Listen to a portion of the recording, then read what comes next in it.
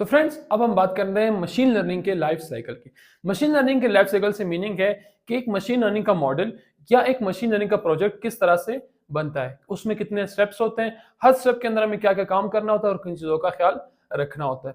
तो machine learning के life cycle में हमारे पास 7 स्टेप्स होते हैं जिनको हम आगे जाके डिस्कस करेंगे। अब सिंपल ये बात समझ लें कि जो मशीन लर्निंग के स्टेप्स होते हैं या मशीन लर्निंग का जो लाइफ साइकिल होता है ये साइक्लिक होते हैं। साइक्लिक होने से क्या मतलब है, मशीन लर्निंग का जो लाइफ साइकिल है वो कभी भी खत्म नहीं होता। हमें जब भी अगर अपने सिस्टम के अंदर या अपने मॉडल के अंदर कोई चेंज करना है तो हम दोबारा से इन स्टेप्स क्या करते हैं, फॉलो करते हैं। यानी आपके पास जो स्टेप्स है स्टेप 1 to 7, अगर एक बार आप चल गए, अपने मॉडल को डिप्लाई कर दिया, वो मॉडल रियल वर्ल्ड में आ गया, वो प्रिडिक्शंस कर रहा है या वो कोई डिसीजंस ले रहा है, तो हो सकता है कि बाद में उसके अंदर आपने कोई चेंज करनी होगी। तो उस चेंज के लिए क्या होगा, दोबारा सारे 7 स्टेप्स को फॉलो करके दोबारा से उस मॉडल को अपडेट करना होगा। तो सिंपल सी बात है कि हमारा जो मशीन लर्निंग का प्रोजेक्ट है या मशीन लर्निंग का मॉडल है वो साइक्लिक क्यों होता है। पहली बात है चेंज इन डेटा। अगर आपके मशीन लर्निंग का जो मॉडल है उसकी डेटा में कोई चेंज आ गया, सिंपल आप समझ लें आपने एक वॉइस रिकॉग्नाइजेशन सिस्टम बनाया एक कॉल सेंटर के लिए, लेकिन वो सिर्फ क्या करता है, इंग्लिश लैंग्वेज में रिस्पॉन्ड करता है। जो बंदा उस कॉल सेंटर कॉल करता है तो वो ऑटोमेटिकली उसको इंग्लिश में रिस्पॉन्ड करता है। ऐसा हुआ बाद में कि वो मॉडल जो है मल्टीपल कंट्रीज के अंदर वो लोग डिप्लॉय करने लग गए, उनका काम जो है वो बढ़ गया। तो आप क्या करना होगा, आप सिर्फ एक इंग्लिश लैंग्वेज को नहीं लेके चलेंगे, आपने उसके अंदर मल्टीपल लैंग्वेजेस को ऐड करना होगा। तो उसके लिए क्या करते हो, अपने मॉडल को अपडेट करते हो और इन 7 स्टेप्स को दोबारा से फॉलो करके जो न्यू लैंग्वेजेस आपने ऐड करनी होती है वो ऐड कर लेते हैं। सेकंड हमारे पास आती है change in real world condition. ऐसा हुआ कि रियल वर्ल्ड में कोई कंडीशन चेंज होगी। फॉर एग्जांपल आपने एक ट्रैफिक प्रिडिक्शन सिस्टम बनाया कि उस रूट पे कितना ट्रैफिक है, एक सिटी के अंदर आपने सिंपल उसके लिए बनाया है। अब उस सिटी में अगर एक नया हाईवे बन जाता है तो आपका मॉडल आउटडेटेड हो गया क्योंकि उसके अंदर उस हाईवे की इन्फॉर्मेशन नहीं है। तो आपने दोबारा से उस मॉडल को इन 7 स्टेप्स के थ्रू बनाना है और उसमें वो वाला हाईवे भी ऐड करना है। तो हम इसलिए कहते हैं कि हमारा जो मशीन का प्रोसेस है वो साइक्लिक है, यानी वो एक बार 7 स्टेप्स चल के खत्म नहीं होता। थर्ड हमारे पास है एडिंग न्यू सिनारियो। आप सिंपल समझ लें आपने एक इमेज क्लासिफिकेशन का मॉडल बनाया जो कैट्स और डॉग्स की इमेजेस को क्लासिफाई करता है। यानी उसको एक न्यू इमेज मिलती है, वो बताता है फिर ये कैट की इमेज या फिर ये डॉग की इमेज है। अगर आपको एक न्यू एनिमल की इमेज जो है उसमें ऐड करनी है या 2-3 न्यू एनिमल्स की इमेज ऐड करनी है तो आप क्या करते हो, उसको दोबारा से अपडेट करते हो इन्हीं 7 स्टेप्स के थ्रू। तो इसलिए हम कहते हैं कि हमारा जो मशीन लर्निंग का प्रोसेस है वो साइक्लिक होता है। अब हम मशीन लर्निंग की जो प्रोसेस के अंदर 7 स्टेप्स होते हैं उनको एक रियल वर्ल्ड एग्जांपल के थ्रू समझने की कोशिश करेंगे। सो फ्रेंड्स, मशीन लर्निंग के 7 स्टेप्स को समझने के लिए हम लोग जो एग्जांपल यूज करेंगे वो होगी वॉइस रिकॉग्नाइजेशन सिस्टम की। हम एक वॉइस रिकॉग्नाइजेशन सिस्टम की एग्जांपल लेंगे जो हमें कुछ चीजें आइडेंटिफाई करके देगा। Number 1, number of speakers. ये वॉइस रिकॉग्नाइजेशन सिस्टम एक ऑडियो क्लिप लेगा, फिर हमें बताएगा कि उस ऑडियो क्लिप के अंदर कितने नंबर ऑफ स्पीकर्स है, यानी कितने लोग उस ऑडियो में जो है बात कर रहे हैं। सेकंड में बताएगा जेंडर ऑफ स्पीकर्स। जो स्पीकर्स उस ऑडियो क्लिप में बात कर रहे हैं उनका जेंडर क्या है, वो मेल है या फिर फीमेल है। थर्ड में बताएगा कि जो ऑडियो क्लिप हम इसको दी है उसके अंदर कोई बैकग्राउंड म्यूजिक है या नहीं है। हमारी जो एग्जांपल होगी वो ये 3 चीजें हमें आइडेंटिफाई करके देगी। अब 7 स्टेप्स को इस एग्जांपल के थ्रू समझने की कोशिश करते हैं। सो फ्रेंड्स, मशीन लर्निंग की इन 7 स्टेप्स को जानना बहुत ज्यादा जरूरी है। आपने ये वीडियो बहुत ज्यादा ध्यान से देखनी है। फर्स्ट में हमारे पास आता है डेटा गैदरिंग का। डेटा गैदरिंग का सिंपल मीनिंग होता है कि रिलेवेंट डेटा, यानी जो डेटा आपके मॉडल को रिक्वायर्ड है पैटर्न सीखने के लिए, वो आपने यहाँ से कलेक्ट करना होता है। अब जो हमारा एग्जाम्पल था वॉइस रिकॉग्नाइजेशन सिस्टम का, उसके हमें किस टाइप का डेटा चाहिए मैंने यहाँ पे मेंशन कर दिया। इसको देखते हैं। फर्स्ट हमारे पास आता है recordings of males and females. आपके पास मेल और फीमेल दोनों की रिकॉर्डिंग होनी चाहिए।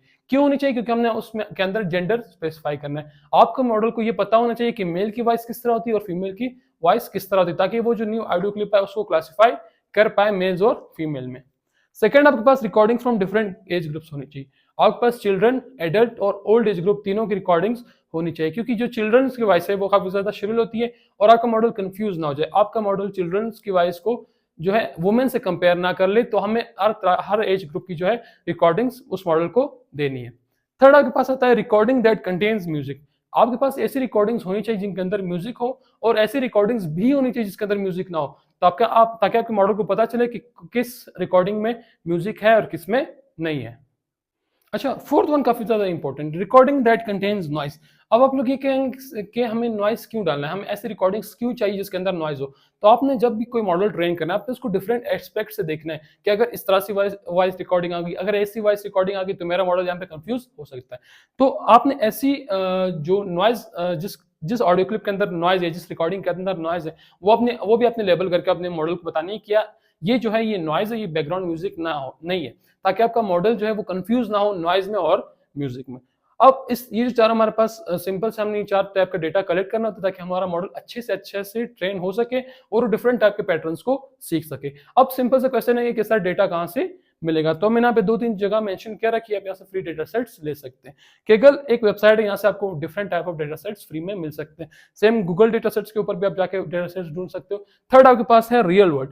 आप खुद भी रिकॉर्डिंग से या आपने किसी से कॉल करते हो, कॉल बात करती हो, डिफरेंट लोगों की कॉल्स की अपने ग्रुप में जाके बता सकते हो कि मुझे कॉल रिकॉर्डिंग्स चाहिए। जो कॉल रिकॉर्डिंग आप मुझे प्रोवाइड कर सकते हो, या 1-to-1 हो या कॉन्फ्रेंस कॉल्स हो, आप उनसे भी जो है ऑडियो क्लिप्स निकाल सकते हो। तो ये हमारे पास डेटा गैदरिंग का प्रोसेस हो गया। सो फ्रेंड, मशीन लर्निंग के लाइफ साइकिल का सेकंड स्टेप है डेटा प्रिपरेशन, यानी डेटा को क्लीन और प्रिपेयर करना। जो आप डेटा कलेक्ट करते हो या गैदर डेटा जो होता है वो कभी भी ऐसा नहीं होता कि वो परफेक्ट हो, यानी उसके अंदर कोई मसला ना हो, उसके अंदर कोई एनोमलीज ना हो, कोई आउटलायर्स ना हो। ऐसा बहुत ही कम केसेस में पॉसिबल है। तो आपको हर बार क्या करना होता है, जो आपको गैदर डेटा है उसको क्लीन करना होता है या उसको परफेक्ट करना होता है, ताकि आपका जो मॉडल है जिसको आप ट्रेन कर रहे हो वो अच्छे से ट्रेन हो पाए। अब डेटा में किस तरह की प्रॉब्लम्स आ सकती है। फर्स्ट हमारे पास आती है रिमूव अनवांटेड नॉइस। जो हमारे केस में जो हमारा वॉइस रिकॉग्निशन सिस्टम है उसमें ऐसे हो सकता है जो आपकी ऑडियो क्लिप्स है उसके अंदर अनवांटेड नॉइज आ रही हो, बाहर से बैकग्राउंड की कोई नॉइज या कोई शोर शराबा, उसके अंदर ट्रैफिक की नॉइज हो सकती है, वो आपको नहीं चाहिए, तो आप उसके क्या कर सकते हो, रिमूव कर सकते हो। सेकंड आपके पास आता है set standard duration for clips, 10 seconds और 20 सेकंड्स और any second that you want. आपने क्या करना है, आपने अपने क्लिप्स को एक आइडियल यानी एक ड्यूरेशन में सेट करना है। ऐसा ना हो कि आपकी एक क्लिप 10 सेकंड की हो और आपकी अगली क्लिप जो है वो 2 मिनट की हो रही हो। तो आपने क्लिप्स का एक स्टैंडर्ड ड्यूरेशन सेट करना है। थर्ड आपके पास होता है लेबल द डेटा करेक्टली। अब डेटा को लेबल किस तरह से कर सकते हैं, आप सिंपल समझ लो, आपके पास जो ऑडियो क्लिप्स है वो या तो मेल की होगी या फिर उस फीमेल की वॉइस उसके अंदर होगी, या फिर उसके अंदर कोई म्यूजिक होगा या म्यूजिक नहीं होगा, या वो क्या होगी उसके अंदर कोई नॉइज वगैरह होगा। तो आप उसको male, female, music, no music या नॉइजी करके लेबल कर सकते हो।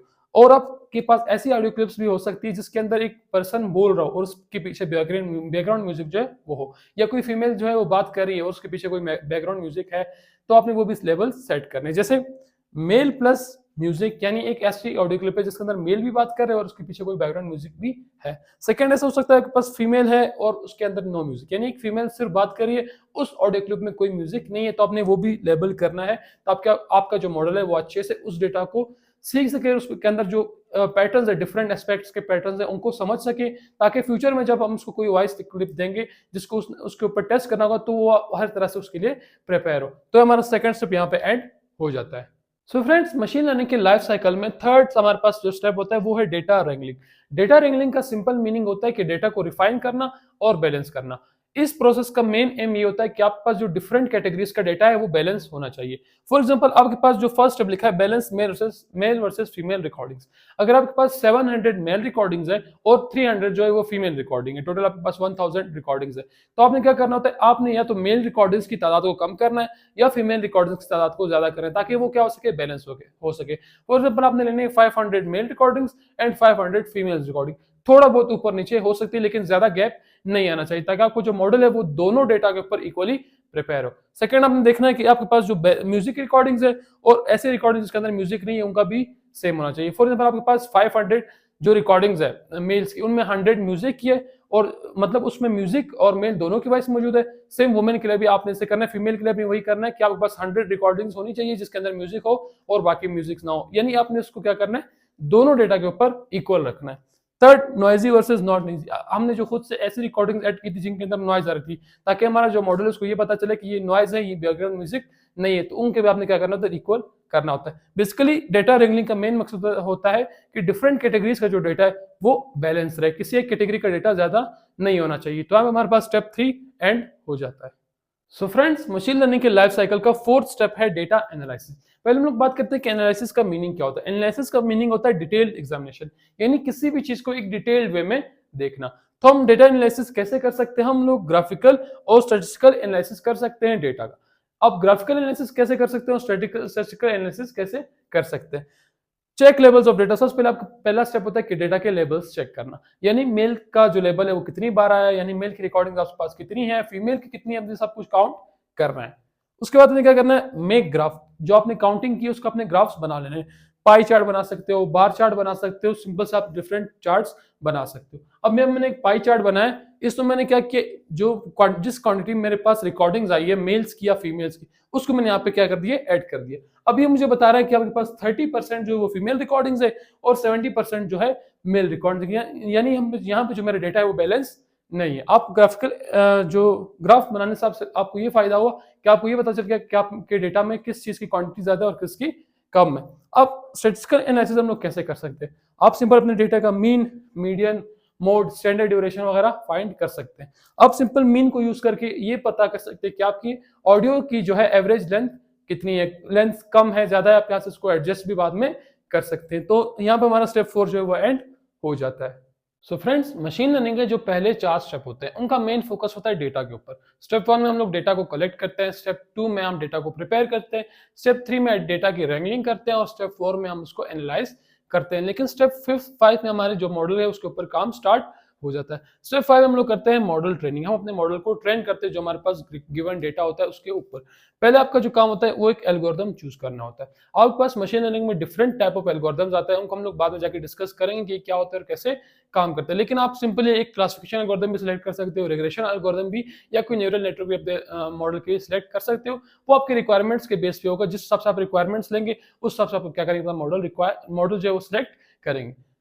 अब जो ट्रेनिंग डेटा सेट है उसका 60 to 80% पार्ट हम लोग ट्रेनिंग के लिए यूज करते हैं। जो आपने डेटा सेट बनाया था, हम लोगों ने जो पहले 4 स्टेप में डेटा सेट बनाया था उसका हम लोग 60 to 80% यूज करते हैं ट्रेनिंग के लिए।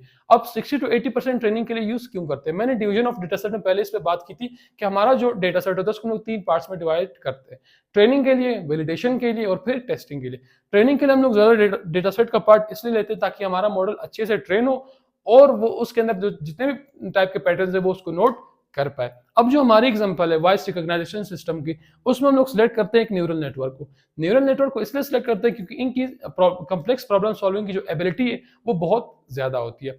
अब लास्ट हमारे पास जो स्टेप आता है वो होता है train the model on given data. जो आपको डेटा गिवन है उसके ऊपर अपने मॉडल को ट्रेन करना स्टार्ट करें ताकि वो पैटर्न्स नोट कर सके और बाद में वो टेस्टिंग में या फिर रियल वर्ल्ड में जो आपकी प्रॉब्लम्स है उसको सॉल्व कर सके या कोई डिसीजन बना सके या फिर कोई प्रिडिक्शन कर सके। तो यहाँ पे हमारा स्टेप 5 जो है वो कंप्लीट हो जाता है। सो फ्रेंड्स, अब हम आते हैं अपने मशीन लर्निंग लाइफ साइकिल के स्टेप 6 के ऊपर, यानी मॉडल टेस्टिंग के ऊपर। यहाँ पर हम अपने मॉडल की एक्यूरेसी चेक करते हैं, एक्यूरेसी एंड परफॉर्मेंस चेक करते हैं कि हमारा मॉडल कितना एक्यूरेट है और वो रियल वर्ल्ड में कैसे परफॉर्मेंस दे रहे हैं। तो हमने जो टेस्ट डेटा सेट हमने रखा था, we use test data set to check the model accuracy. हमने जो टेस्ट डेटा सेट रखा था 10 to 20% जिसकी वैल्यू आती है, हम उसको चेक करेंगे। हमारी टेस्ट डेटा सेट में डिफरेंट टाइप्स ऑफ ऑडियोज होंगी, हम वो ऑडियोज अपने मॉडल को देंगे, वो हमें बताएगा प्रिडिक्ट करके कि ये जो ऑडियो है ये मेल की है, फीमेल की है, इसमें म्यूजिक है या नहीं, ये सारे कुछ हमें चेक करके बताएगा।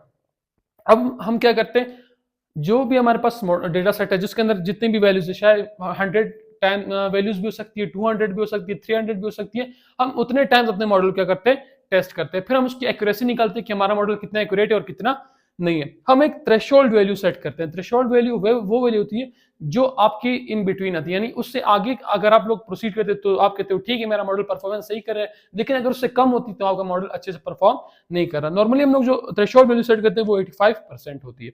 अगर आपकी मॉडल की एक्यूरेसी 85% से ज्यादा होती तो आप स्टेप 7 के ऊपर प्रोसीड करते हैं। लेकिन अगर आपके मॉडल की एक्यूरेसी 85% से कम होती है, यानी आपका मॉडल अच्छे से ट्रेन नहीं हुआ, या तो डेटा में कोई प्रॉब्लम है या फिर मॉडल की ट्रेनिंग में कोई प्रॉब्लम आपको मिली है, तो आप क्या करते हो, दोबारा से स्टेप 1 के ऊपर जाते हो। इस वजह से मैंने कहा था आपने जो अपने 7 स्टेप्स हैं उनको एक एक स्टेप को बहुत ही अच्छे तरीके से परफॉर्म करना है ताकि आपके पास ये वाली जो प्रॉब्लम है वो ना आए। तो अब हमारा स्टेप 6 जो है वो कंप्लीट हो चुका है। सो फ्रेंड्स, अब हम बात करते हैं अपने स्टेप 7 डिप्लॉयमेंट एंड फीडबैक। ये हमारे पास लास्ट स्टेप है। इसमें हम क्या करते हैं, अपने मॉडल को डिप्लॉय करते हैं रियल वर्ल्ड में और जो यूजर्स इसको यूज करते हैं उससे हम फीडबैक लेते हैं कि हमारा जो मॉडल है वो अच्छे से परफॉर्म कर पा रहा है या नहीं कर पा रहा। अब जो हमारा VRS यानी वॉइस रिकॉग्निशन सिस्टम है उसको हम एक ऐप में डिप्लॉय करते हैं, उसकी एक एप्लीकेशन बनाते हैं जो क्या करते हैं, आइडेंटिफाई करती है स्पीकर्स को। किसी भी कॉन्फ्रेंस में कोई भी कॉन्फ्रेंस चल रही है उसके अंदर स्पीकर्स को आइडेंटिफाई करने का काम हमारा वॉइस रिकॉग्निशन सिस्टम करता है कि वो जो स्पीकर है वो उसका जेंडर क्या है और बैकग्राउंड में कोई म्यूजिक वगैरह तो नहीं आ रहा। अब अगर हमारा मॉडल अच्छे से परफॉर्म कर रहा है, हम यहाँ से करते हैं फीडबैक को गैदर करते हैं। अगर अच्छे से काम कर रहा है तो वेल एंड गुड। अगर वो उसमें कोई प्रॉब्लम आ रही है, वो म्यूजिक को डिटेक्ट नहीं कर पा रहा या कोई जेंडर मिसमैच कर रहा है, तो हम क्या करते हैं, दोबारा से अपने मॉडल को अपडेट करते हैं। हम लोग इसलिए कहते हैं हमारा जो मशीन लर्निंग का प्रोसेस है वो साइक्लिक होता है, यानी उसके लास्ट में अगर कोई प्रॉब्लम आ गई तो हम दोबारा से स्टेप 1 के ऊपर जाके अपने मॉडल को अपडेट करते हैं। अब यहाँ पे हमारा जो मशीन लर्निंग का लाइफ साइकिल है वो एक एग्जांपल के साथ, एक रियल वर्ल्ड एग्जांपल के साथ कंप्लीट हो जाता है।